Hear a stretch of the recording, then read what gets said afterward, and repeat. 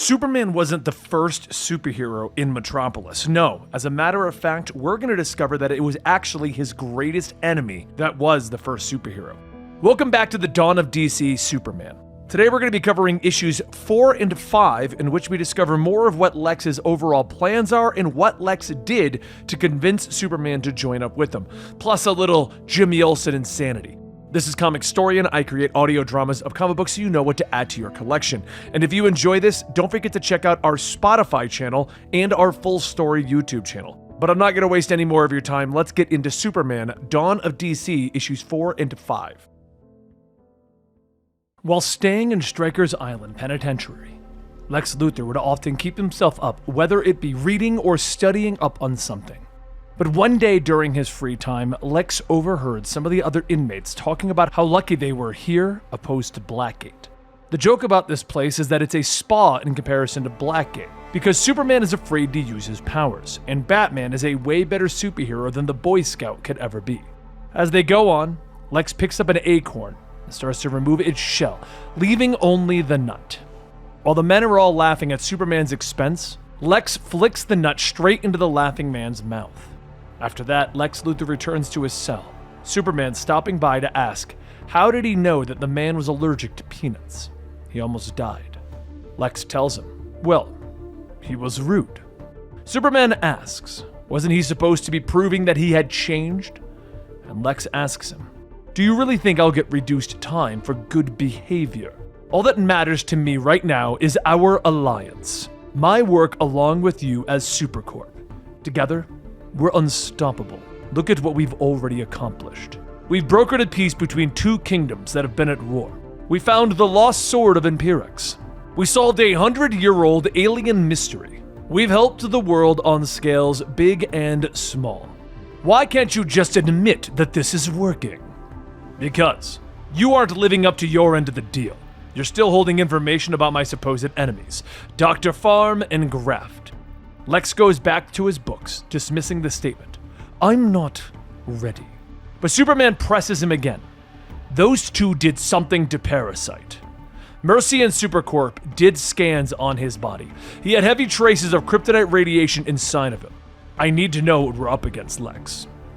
Lex pauses for a moment, telling him, all right, but only a handful of people know this story. When I first arrived at Metropolis, I was full of hope, heart, and most of all, plans. My science, like my mind, had outgrown the farm country and demanded that I help the world. On my first day in the city, I noticed something. Homeless people being taken off of the streets. I quickly began to realize that there was a pattern. Using my scientific brilliance, I was able to track them. People were being lured off the streets with promises of food and safety, all in exchange to be used as guinea pigs for experiments. This was my first encounter with the two men known as Dr. Farm and Mr. Graft, the first of many such battles.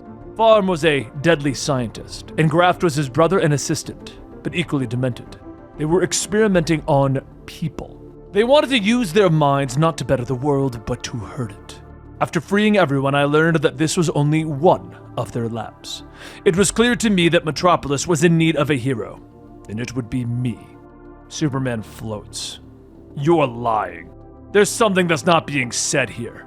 If you want this partnership to work, I need to know everything. Lex looks at him yelling, you're the one who needs my help! Fine, then help. Where is this lab and I'll start to believe you. So a short while later, Superman heads into the ruins of Metropolis to where Lex guided him to one of the old labs, but something is off. Superman notices a design on the wall for a Phantom Zone projector. Phantom Zone?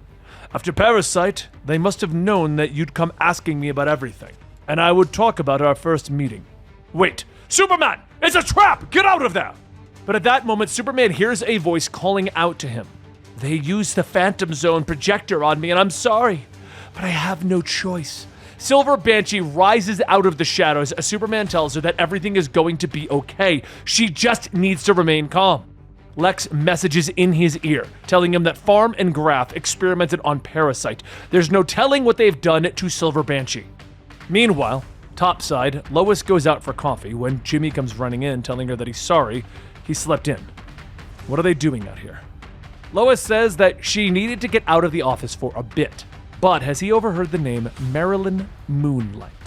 Jimmy brings out his theater skills, telling her that it's a classic his father used to tell him about, the legend of Marilyn Moonlight. But before he could go on, there's a sudden rumble in the ground as Superman and Banshee come bursting out of it right in front of them. Superman quickly uses his heat vision to warm up enough air to eliminate the air in Banshee's lungs, and then he begins to catch all of the falling debris. But once he's finished, he turns his attention back to his enemy, telling her, "We need to get you back to Supercorp. Please, don't make me use force."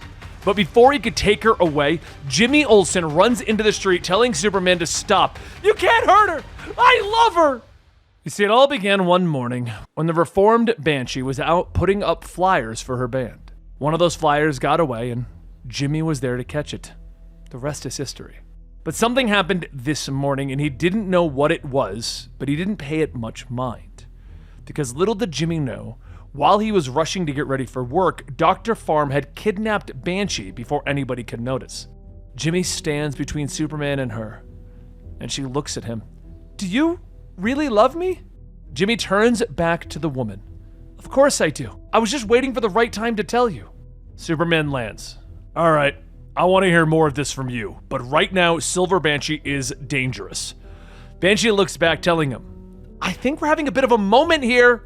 She then screams, blasting Superman away, and Jimmy wants to know what's going on. Why is she fighting? Why is she Banshee again? She tells him that it was them. They told her that she had to attack Superman or they would kill everyone that she loved. Jimmy pauses in shock and he asks her, "Wait, do you love me too?" She struggles, telling him that she can't control it. The screams inside of her want out. As spectral shades come flying out of her, Superman grabs Lois to shield her, telling her, "If she keeps this up, she's going to shatter the city." And Lois looks up. "Well, don't worry, backup's arrived whether you like it or not." At that moment, Mercy flies down in her jetpack, telling Lois that hurt, and that Supercorp is here to help. And fresh out of R&D is a hypersonic cannon that will neutralize Silver Banshee's scream. Superman walks up, telling her, "Allow me," and he takes the cannon, crushing it, handing it back, asking her why does Supercorp seem to have a gun ready for all of his enemies. Mercy snaps back, "Because it's our job! Our weapons division is one of the most advanced in the world, and they use that to help protect Metropolis. That includes supporting you, remember?" Banshee gets back up, telling him that she can't anymore. She doesn't want to fight Superman, but whatever these monsters did to her, her screams want to escape. She's gonna go somewhere where she can't hurt anyone. As she begins to fly off, Superman gets ready to follow. But Jimmy grabs a hold of his cape, telling him that he's going too. She'll listen to him. As Banshee flies off, Superman gets ready to follow, but Jimmy grabs a hold of his cape, telling him, "I've got to go too. She's gonna listen to me, Superman. It's too dangerous."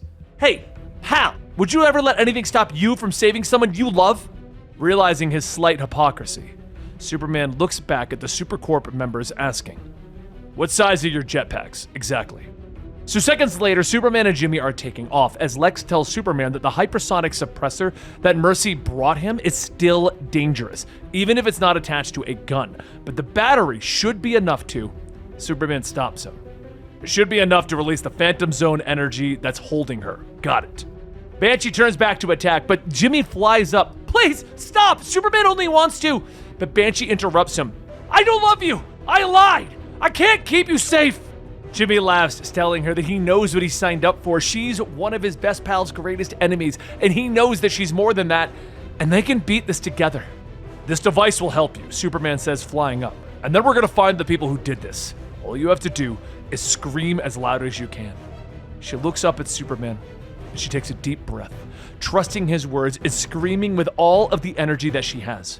Superman struggles to hold himself, still absorbing the blast, but as it fades, he rubs his ears. "All right, that's gonna ring for a while." Superman brings Banshee back to Supercorp to get examined, and then he heads back to the abandoned lab, calling out Dr. Farm and Mr. Graft. "I'm tired of your games. Show yourselves already." A projection suddenly appears, and Dr. Farm says, "It's a pleasure to meet you, sort of, and congratulations on saving both Parasite and Silver Banshee." "I will find you," Superman tells him. "We both know what this is really about. You believe that you could save Lex Luthor, but Do you really believe that? One must ask, how many skeletons does someone like Lex have in their closet? Namely one called Project Chained. What are you talking about? What indeed, or who? With that, the projection fades and Superman leaves. He returns to Lois, telling her that something strange happened. For the first time in a long time, his super hearing is gone. Silver Banshee's scream was so sharp that it damaged his inner ear, and only his super hearing was affected. But things should go back to normal in a day or two. As they walk up to a building, Superman tells her that this is it. She wants to know if they really have to do this, and he laughs. We've dealt with far worse before. Are you ready for it? And Jimmy Olsen comes running in with Banshee. Double date night! While Superman enjoys a night where he doesn't have to hear everyone screaming and shouting all at once, there's one voice that he's missing. Lex's. While being brought to his cell, Lex is casually talking as if Superman can hear him, unaware that his super hearing is gone. But when the guards take him into a darkened supply room, he asks, "What's going on?" The inmates from before, specifically the one that he used to choke, jump out and they begin to stab him. He falls to the ground in a pool of his own blood, begging Superman to hear him and save him. And the story of Superman at the dawn of DC will continue as we see if he can work with Lex, but for now, to be continued.